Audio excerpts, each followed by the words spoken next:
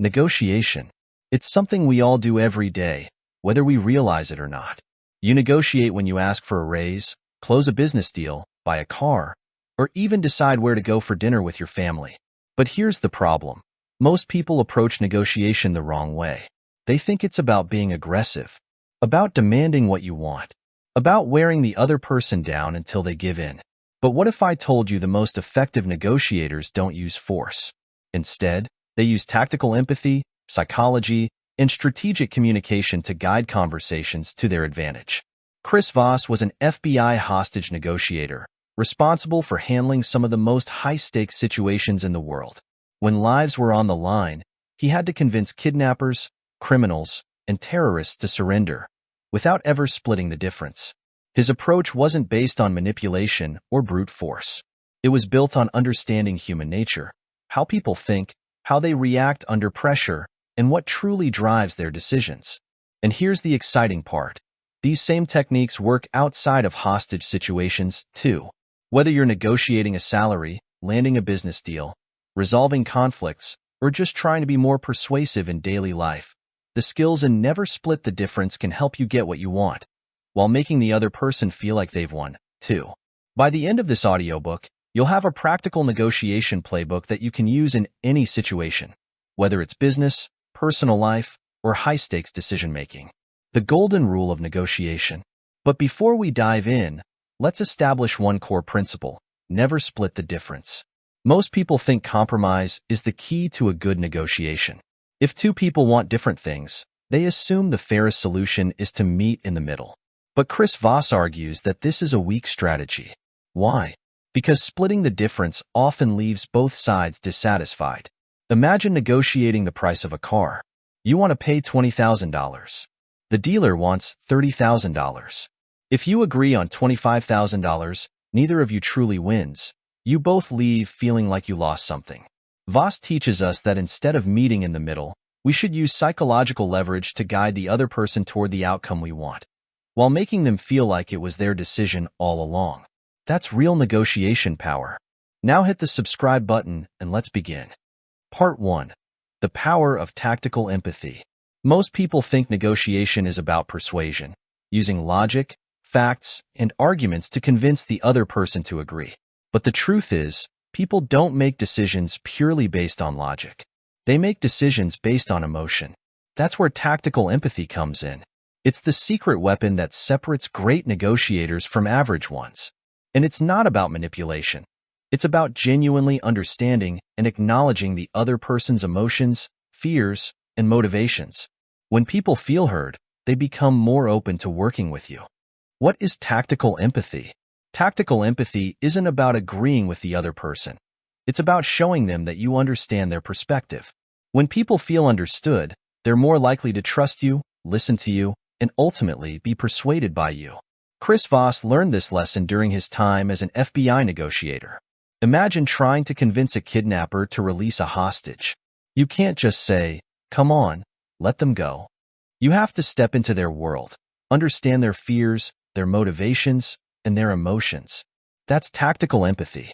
And it's just as powerful in business, relationships, and everyday conversations. Let's break it down into 3 powerful techniques you can use right away. 1. Mirroring, the easiest way to make people feel heard. 2. Labeling, identifying and verbalizing emotions to defuse tension. 3. Dynamic silence, the power of saying nothing to gain control. Let's dive into each one. 1. Mirroring, the easiest way to build rapport. Mirroring is a simple yet incredibly effective technique.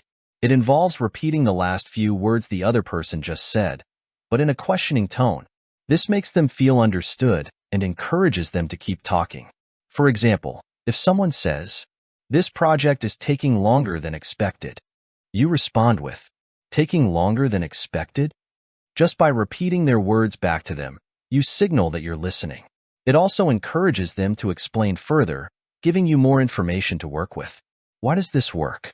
People love talking to those who understand them. It creates connection without resistance. It makes the other person feel like the conversation is in their control, when in reality, you are guiding it. Try it in your next conversation and watch how people naturally open up. 2. Labeling. Naming emotions to neutralize them. Have you ever been in a tense conversation where the other person seemed defensive or upset? Instead of arguing or trying to convince them otherwise, what if you could instantly lower their defenses just by labeling their emotion? That's exactly what labeling does. It involves identifying and verbalizing the other person's feelings, helping them feel understood and diffusing tension. For example, if a client seems hesitant about a deal, you might say, "It seems like you have some concerns about moving forward." Or if a colleague looks frustrated, you could say, "It sounds like you're feeling overwhelmed with this project. Why does this work?" When you name an emotion, the other person feels acknowledged. It stops negative emotions from escalating. People feel less defensive when their feelings are recognized. Pro tip: start with phrases like, "It seems like," "It sounds like," "It looks like." This keeps the statement neutral and avoids sounding accusatory. 3. The power of dynamic silence. Sometimes, the most powerful thing you can say in a negotiation is nothing at all. Dynamic silence is the art of pausing at the right moments to make the other person feel the need to fill the silence. This is incredibly effective because people naturally feel uncomfortable with silence and will often reveal more information to fill the gap. It gives the other person space to process what you've said, making them more likely to agree with you. It subtly shifts the power dynamic in your favor. For example, if you make an offer and the other person hesitates, instead of immediately jumping in with another argument, just stay silent and let them respond. More often than not, they'll start negotiating against themselves. Tactical empathy in the real world. Let's see how tactical empathy works in a real-world scenario. Imagine you're negotiating the price of a used car. The seller wants $15,000, but you believe $12,000 is fair.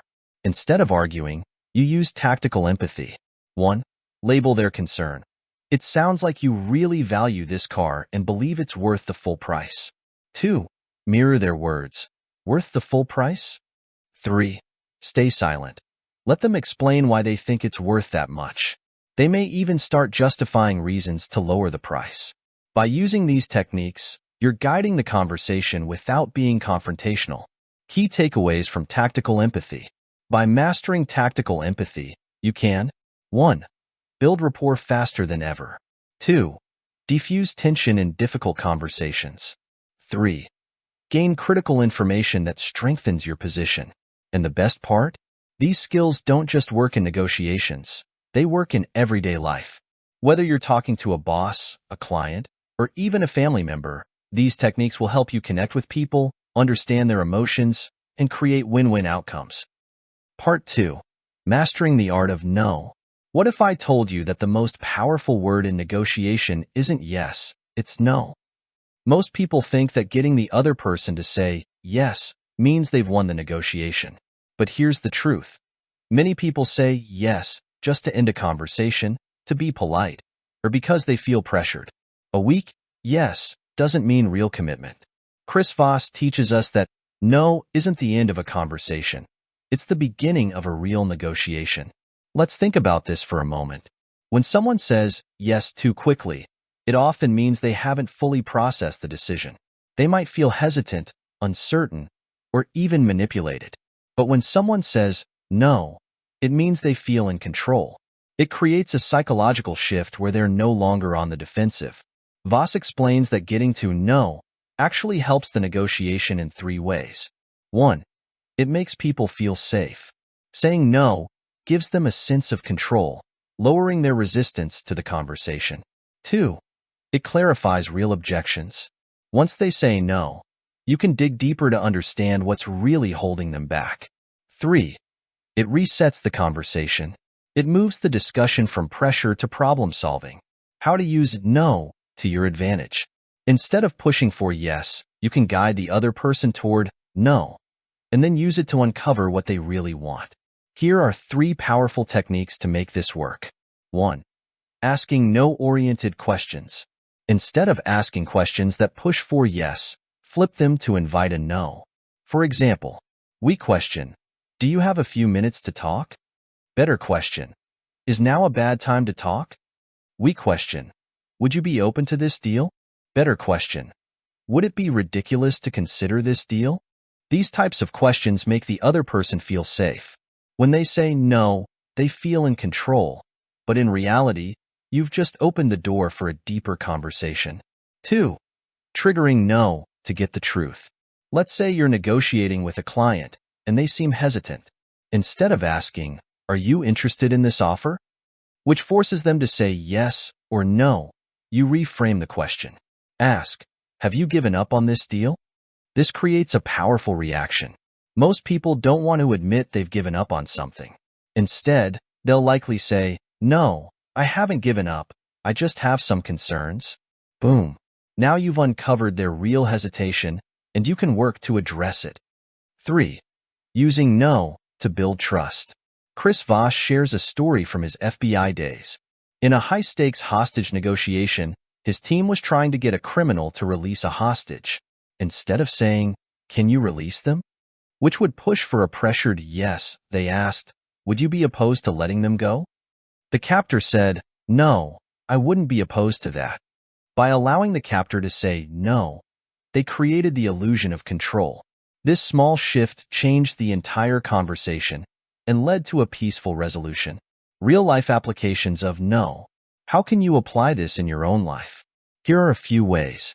In salary negotiations, instead of saying, "Can we agree on $80,000?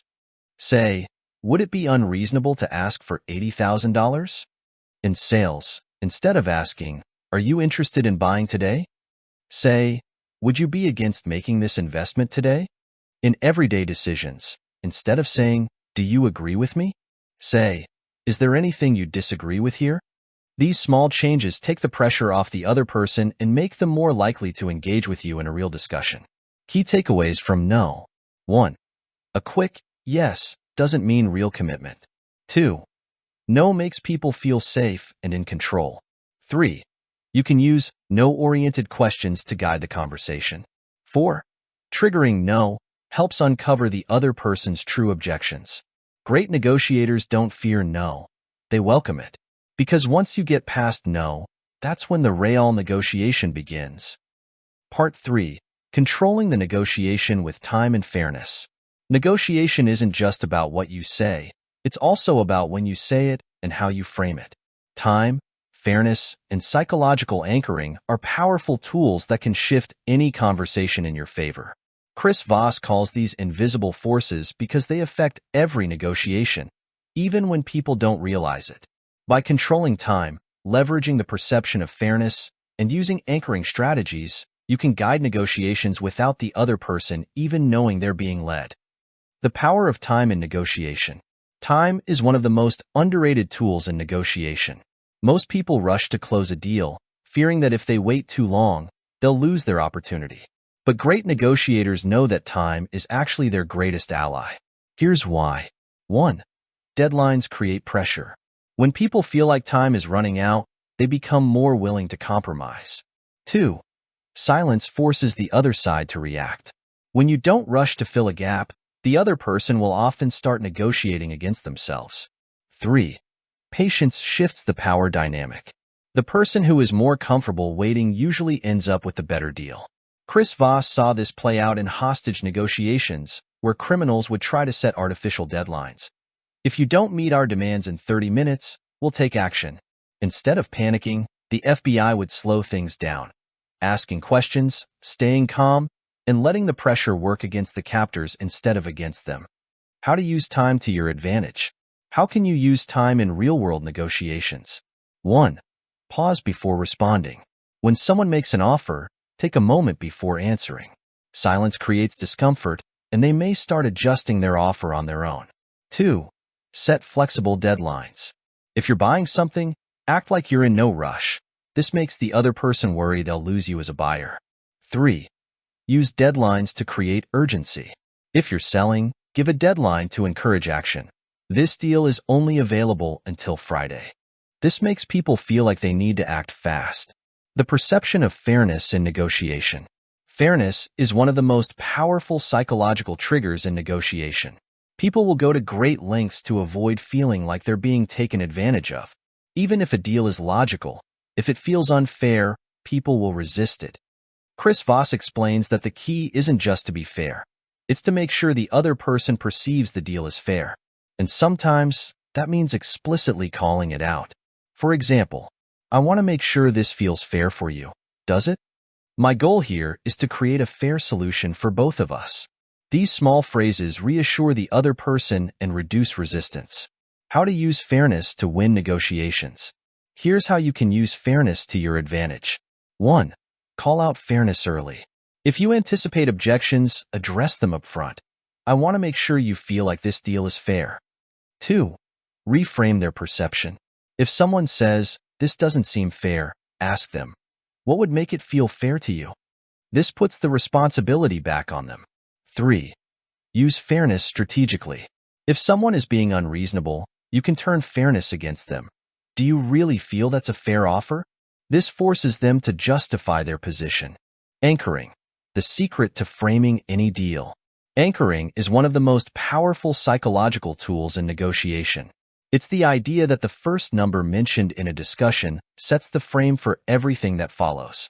Chris Voss explains that if you can set the first anchor, you gain control over the negotiation. Even if the number is extreme, it forces the other person to adjust their expectations around it. For example, if you're selling a car and say, similar models go for $30,000, you've set an anchor, even if you're willing to sell for $25,000.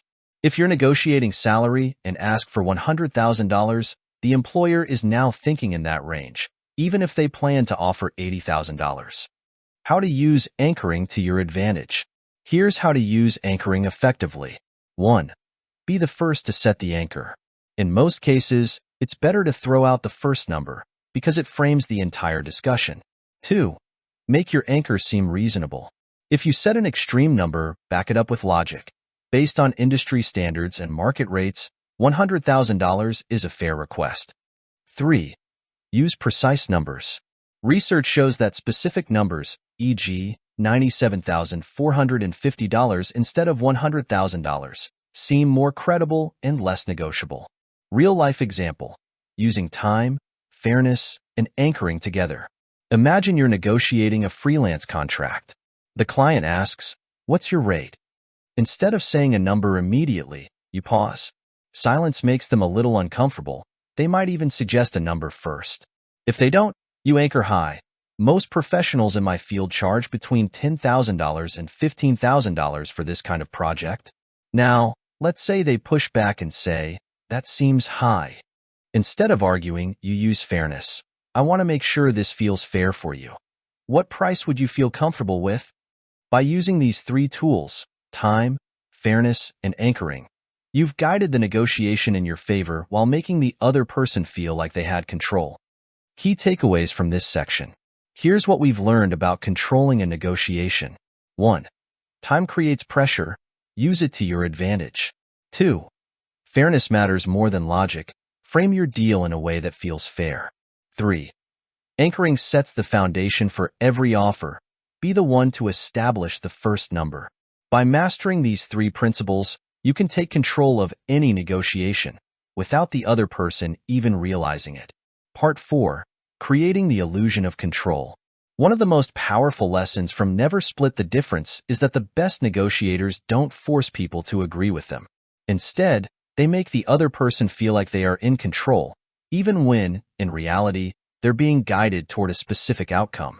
Chris Voss calls this the illusion of control, a strategy that gives the other person a sense of power while subtly steering them in your direction. The key? Ask the right questions, use tactical empathy, and get them to say that's right. Let's break down these techniques. The power of calibrated questions. Most people approach negotiations with questions like, "Can we make this work? Would you agree to this deal?" The problem with these questions is that they put pressure on the other person to say yes, which immediately raises their defenses. Instead, Voss teaches us to use calibrated questions, open-ended questions that start with how or what. These questions make the other person think deeply, engage with you, and even solve the problem for you. For example, instead of saying, "Can you lower the price?" ask, "How am I supposed to do that at this budget?" Instead of saying, "Do you agree?" ask, "What about this doesn't work for you?" These questions shift the burden onto the other person, making them feel in control when really they're moving the conversation in your favor. Why that's right is more powerful than yes. In traditional negotiation, people try to get the other person to say yes as quickly as possible. But Chris Voss warns against this. Why? Because people say yes for all the wrong reasons, to be polite, to end the conversation, or because they feel pressured. Instead, your goal should be to get them to say that's right. That's right signals true agreement. It means they feel understood and are emotionally invested in the conversation. When someone says that's right, they're much more likely to take the next step and act in your favor. How do you get someone to say that's right? Summarize their emotions and perspective in a way that makes them feel deeply understood. Use tactical empathy and labeling to acknowledge their concerns. Instead of arguing, reflect their situation back to them in a way that aligns with their beliefs. Example: if a client is hesitant about a deal, say, "It sounds like you're under pressure to deliver results while staying within a tight budget." If they nod and say, "That's right, you've just built trust," and now they're more open to negotiation. Accusation audits: neutralizing objections before they arise. One of the best ways to stay in control of a negotiation is to address objections before they come up. Chris Voss calls this an accusation audit, a technique where you label the other person's potential concerns up front, taking away their power to use them against you. For example, if you're negotiating a price, you might say, "I know you probably think this is going to be too expensive. You might feel like this is a big risk. It may sound like I'm asking a lot." By bringing up their objections first, you lower their defenses and make them more open to working with you. Using the illusion of control in real life. Now, let's look at how you can use these strategies in everyday situations. Salary negotiation. Instead of saying, "I want a $10,000 raise," ask, "What would it take for me to earn a $10,000 increase?"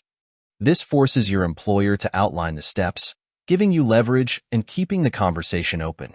Business negotiation. Instead of saying, "Can we close this deal today?" ask, "What's stopping us from finalizing this today?"